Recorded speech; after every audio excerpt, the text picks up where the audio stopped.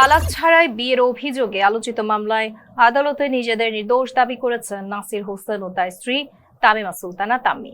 সোমবার ঢাকার chief metropolitan magistrate আদালতে হাজির হয়ে তামিমা সুলতানা তাম্মি সাফাই সাক্ষ্য দেন। তিনি অভিযোগ অস্বীকার করে আদালতের কাছে ন্যায় বিচার প্রত্যাশা করেন। মামলার তথ্য অনুযায়ী 2021 সালের 14 ফেব্রুয়ারি রাজধানীর উত্তরায় একটি রেস্তোরাঁয় নাসির হোসেন ও তামিমার বিয়ের আনুষ্ঠানিকতা সম্পন্ন হয়। তবে অভিযোগ উঠে ওই সময় তামিমা তার আগের স্বামী রাকিব হোসেনকে তালাক না দিয়েই এ বিয়ে করেন।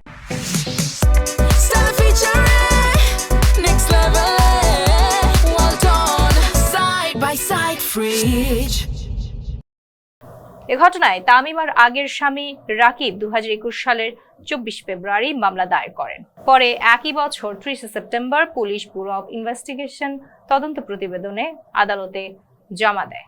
এর ভিত্তিতে 2022 সালের 7 ফেব্রুয়ারি আদালত আসামিদের বিরুদ্ধে অভিযোগ গঠন করে।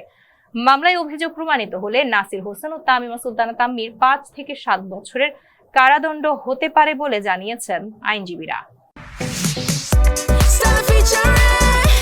Next level, well done, side by side, fridge.